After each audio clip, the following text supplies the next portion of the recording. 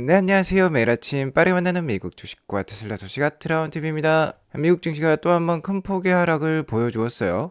뭔가 억지스러운 하락이 지속이 되고 있는데 마음을 좀 단단히 먹으셔야 될 것 같습니다. 그리고 테슬라 투자자 입장에서 정말 올해 큰 이슈와 변화들이 많을 것 같은데요. 그 중에 하나가 스페이스 X와의 합병이 되겠는데 합병 시 그 영향도 알아보도록 하겠습니다. 금일도 인사이트 가득한 소식이 많으니까 시청하시기 앞서 구독과 좋아요 알람 설정 꼭 눌러주시기 바라겠습니다. 자, 나스닥이 3일 연속 급격하게 하락을 보여주고 있습니다. 계속해서 1.5% 가까운 하락이 매일 발생하고 있어요. 자, 금일 하락에 영향을 주었던 건 두 가지 정도로 볼 수 있겠는데, 먼저 비트코인이 64,000달러 선마저 붕괴가 되었었습니다. 자, 이렇게 급격한 하락을 보여주고 있는데요. 원화 기준으로도 1억 원이 깨졌어요. 그러면서 관련 기술주들도 폭락세를 보여주었습니다. 그리고 신규 실업수당 청구 건수도 예상을 상회하면서 시장에 하방 압력을 주었는데요. 일단 비트코인은 자, 이렇게 월봉 차트를 보면 계절성을 띠고 있다라는 것을 알 수 있죠. 사이클이 있습니다. 뭐 4년 주기 사이클이라고 하는데 반감기에 따라서 자, 이렇게 1년 넘게 폭락하는 시기가 있는 거예요. 또 언젠가는 이런 식으로 상승이 나오기 때문에 일단 저 개인적으로 봤을 때 5만 불 정도까지는 지지 라인이 있다라고 판단이 들고요. 비트코인에 관심이 있다라고 하면 5만 불 때까지 하락은 염두를 해두고 지금부터 분할 매수에 들어가는 것도 나쁘지는 않아 보여요. 물론 이렇다고 해서 뭐 비트코인을 투자하라는 말씀은 아닙니다. 비트코인에 관심이 있다라고 하면은 지금 가격 구간은 그래도 좀 더 관심을 둘 만한 구간이다라는 뜻으로 말씀을 드리는 거고요. 어쨌든 미국 주식이나 비트코인이나 대표적인 글로벌 위험 자산이기 때문에 어느 정도 동조화 현상이 있다라고 볼 수 있겠는데 금일은 비트코인의 하락이 나스닥 기술주의 하락을 좀 불러일으킨 하루였다라고 볼 수 있겠습니다. 자, 하지만 현재 시장의 하락이 좀 억지스러운 면도 있어요. 계속해서 빅테크 기업들은 좋은 실적을 발표를 하고 있는데 일부러 메이저 큰손 세력들이 주가를 하락시키고 있는 점도 없지 않아 있어 보입니다. 어제는 실적 발표 이후에 알파벳의 장 마감 이후에 알파벳의 실적 발표가 있었어요. 일단 결론부터 말씀드린다라고 하면은 알파벳의 주가가 0.55%나 빠졌습니다. 솔직히 알파벳의 주가는 실적 발표 이후에 5% 이상 올랐어야만 해요. 탁월한 실적이 발표가 되었고 알파벳 역시 AI에 천문학적인 돈을 투자를 하고 있는데 AI가 돈을 벌어다 주기 시작했다라는 것을 증명했던 4분기 역대급 실적이 나왔었습니다. 자, 일단 파란색 매출액 막대가 계속해서 예쁘게 우상향하고 있고요. 주당 순이익 EPS도 마찬가지입니다. 당연히 주당 순이익이나 매출액이나 예측치를 뛰어넘었었고요. 매출액은 전년 대비 18%나 증가를 보여주었고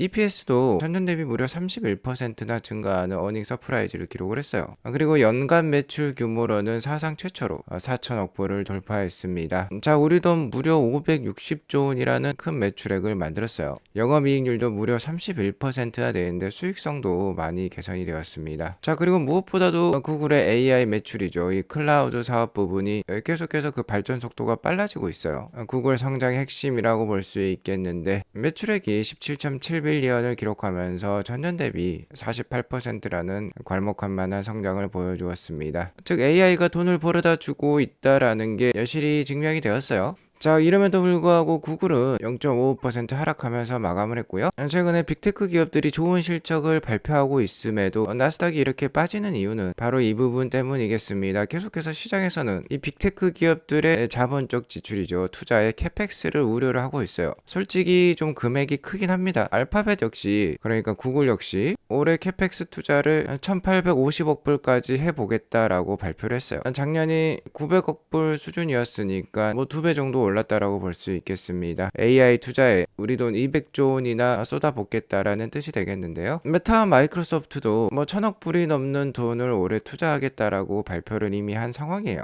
자, 이렇게 되면 투자자들은 수익성에 대해서 경계를 하게 되겠죠. 그러면서 이러한 우려감 때문에 주가를 일부 하락시키는 것이 없지 않아 있는 것 같습니다. 자, 하지만 구글이 이렇게 보여주고 있듯이 AI에 대한 가시적인 성과가 드러나고 있어요. 그리고 이러한 기업들은 탁월한 현금 흐름을 가지고 가지고 있기 때문에 이만큼 투자를 할 수 있는 거고요. 지금 AI 투자를 하지 않으면 도태될 수밖에 없습니다. 그렇기 때문에 최근 이 주가 하락에 대한 이유는 이성적인 것 같지는 않습니다. 다분히 큰 손들의 의도가 담긴 주가 하락이라고 볼 수 있겠어요. 자, 솔직히 이렇게 기업들이 투자를 하고 있기 때문에 미국의 제조업 PMI 지수도 이렇게 올라가고 있는 것이죠. 그리고 주간 신규 실업수당 청구 건수가 예상을 상회했다라고 말씀을 드렸는데, 기업들이 이렇게 AI에 계속 투자를 하게 되면 당연히 일자리는 줄어들 수밖에 없습니다. 자신의 일자리가 줄어들면 자본 소득을 통해서 이를 만회를 해야만 해요. 그러니까 이렇게 돈이 많고 AI에 지속 투자하고 있는 기업에 적극적인 투자가 필요한 시점이라고 볼 수 있겠고, 지금의 이러한 주가 하락이 오히려 기회를 주고 있다라고 볼 수 있겠죠. 일단 뭐 나스닥 차트의 슬로우 스토캐스틱이나 RSI를 보면 단기 저가권임에 틀림없습니다. 자, 하지만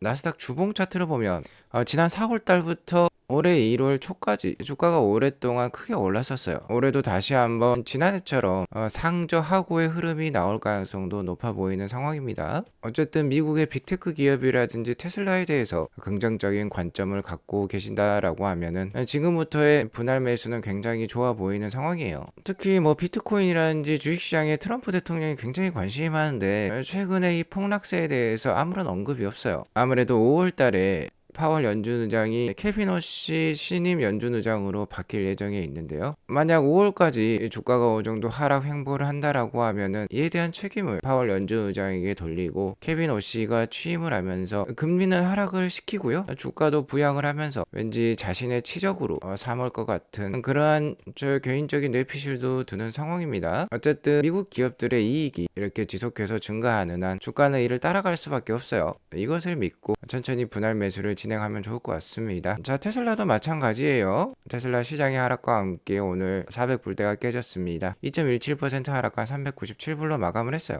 테슬라 주식은 원래 급등락이 심하고 시장보다 더 많이 빠지고 더 크게 오르는 그런 베타값이 높은 주식입니다. 자, 하지만 테슬라는 앞으로 보여줄 것이 많은데요. 일단 최근은 일론 머스크가 스페이스X와 XAI의 합병을 발표하면서 테슬라 역시 합병을 시킬 것이다 라는 이러한 소문에 영향을 많이 받고 있어요. 지속 말씀드립니다만 일단 스페이스X와 XAI는 합병 이후에 올해 뭐 6월 이후부터나 IPO를 통해서 미국 주식시장에 상장이 될 것으로 판단이 들고요. 자, 여기에 한술 더 떠서 일론 머스크는 X홀딩스를 탄생시키려고 지금 하고 있죠. 계속해서 이 X란 이름을 대두시키고 있는데 어제 결정적 힌트를 주었었죠. 사이버 트럭이 X 자판을 밟으면서 테슬라 역시 X에 편입이 될 것이다 라는 힌트를 주고 있습니다. 캐시 우드 돈나무 누나가 힌트를 주고 있는데요. 돈나무 누나가 운영하고 있는 펀드 회사죠. 아크 인베스트먼트에서는 ARKX라는 ETF를 운영을 하고 있는데 이게 스페이스와 디펜스와 관련된 ETF인데요. 이 ETF에서 테슬라를 편입을 했어요. 그러니까 돈나무 누나가 1450만 불에 테슬라 주식 35,000주 정도를 매수를 했습니다. 406불 정도에 편입을 했다라고 하니까 오늘 마감 주가보다는 좀 높은 수준에서 편입을 시켰습니다. 어쨌든 뭐 두 가지 의미가 있다라고 볼 수 있겠죠. 돈나무 누나는 테슬라 주가가 약할 때 저가 매수를 잘해요. 그러니까 400불대 초반을 일단은 단기 저가권으로 판단을 한 것 같고, 두 번째는 바로 이거죠. ARKK도 아니라 ARKX에 편입을 했다라는 건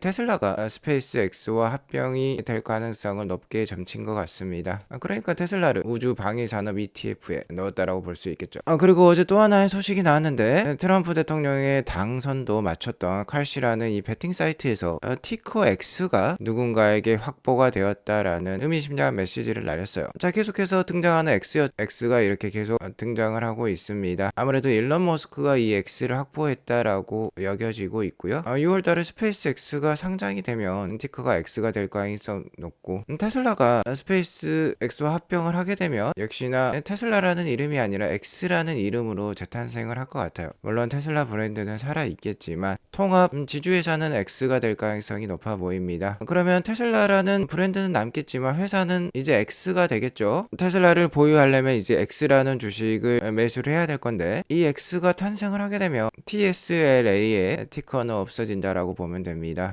작년 5월에 로켓랩 사태가 있었죠. 로켓랩이 기존 로켓랩 USA에서 로켓랩 컴퍼레이션으로 지주회사로 전환을 시켰었어요. 우주 방산 분야에서 공격적인 인수합병을 진행하기 위해서 자회사를 효율적으로 관리할 수 있는 지주회사로 전환을 시켰었습니다. 현재 이 테슬라와 스페이스X가 합병이 돼서 X홀딩스가 되면은 로켓넷과 똑같은 사례가 된다라고 볼 수 있겠는데요. 이 주주회사 전환에 따라서 기존 주식은 소멸이 되었었어요. 마찬가지입니다. 이 세 개 회사가 합쳐져서 X홀딩스가 되면 테슬라라는 티커는 없어진다라고 보면 됩니다. 자, 그런데 문제는 국내 투자자들이 되겠죠. 미국 투자자들은 별 문제가 없어요. 1대1 교환이 될지 1대 0.5 교환이 될지는 그 비율은 불분명합니다만 어쨌든 기존 테슬라 주식은 소멸이 되는데 미국에서는 비과세 처리를 해주었지만, 자, 우리나라는 주식을 교환하는 개념이 아니라요, 매도로 간주를 하고 있어요. 테슬라 주식이 자동 매도가 되면서 양도세가 발생할 수 있습니다. 무려 22%나 되니까 좀 아까운 돈이라고 볼 수 있겠죠. 즉 스페이스X와 테슬라가 합병이 되게 되면 X라는 지주회사로 대동단결이 된다라고 볼 수 있겠고, 단점으로는 앞서 말씀드렸듯이 국내 테슬라 투자자들 입장에서는 양도세가 발생할 가능성이 높아요. 지금 테슬라 주가는 하락세를 보이고 있습니다만 이 합병 가능성이 올라가면은요, 아무래도 이 통합회사에 대한 기대감이 상승할 거예요.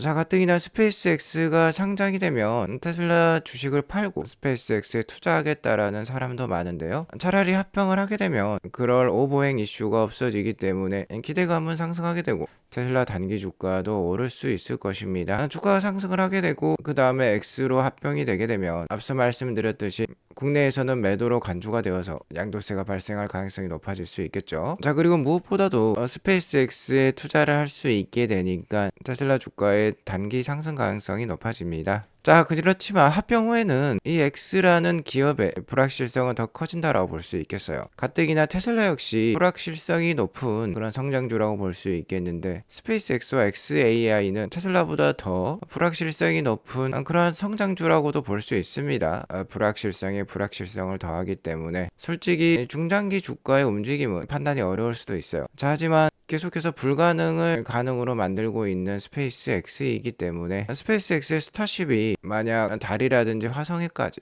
안전하게 갈 수 있는 모습을 보인다라고 하면은 주가의 성장이 어마무시하겠죠. 이러한 성장 시나리오가 추가가 된다라는 점은 매력적이라고 볼 수 있겠습니다. 자, 아무튼 일론 머스크는 최근 어닝콜에서 올해 테슬라에 캐펙스를 20빌리언이나 쏟아붓겠다라고 얘기를 했어요. 이러한 투자의 결실이 올해 다 가시적인 성과로 드러나는 해라고 볼 수 있습니다. 특히 하반기에는 여기 보이는 이러한 신제품들이 어느 정도 대량 양산 체계를 갖출 것인데요. 이런 것들을 생각해 봤을 때 최근 주가 하락은 계속해서 기회를 주고 있다라고 볼 수 있겠죠. 솔직히 저 역시 이렇게 주가가 한번 떨어질 때 어디까지 떨어질지는 몰라요. 장담할 수는 없습니다. 하지만 곧 있으면 이제 사이버캡이 옵티머스를 태우고 이렇게 맛있는 저녁을 배달까지 할 것을 생각을 해보면 투자를 주저할 이유는 없는 것 같아요. 올해 주가 역시 최소 450불 이상에서 마감할 가능성이 저는 90%로 보고 있습니다. 좀 더 길게 보면 현재 매수 찬스를 주고 있으니까 계속해서 아트라운TV 함께 하시면서 미래가 기대되어진 투자 지속 이어가시면 좋겠습니다. 오늘 이것으로 방송을 마치겠고요. 오늘 방송이 도움이 되었으면 구독과 좋아요 알람 설정 꼭 눌러주시기 바라겠습니다. 행복한 하루 보내시기 바라겠습니다. 감사합니다.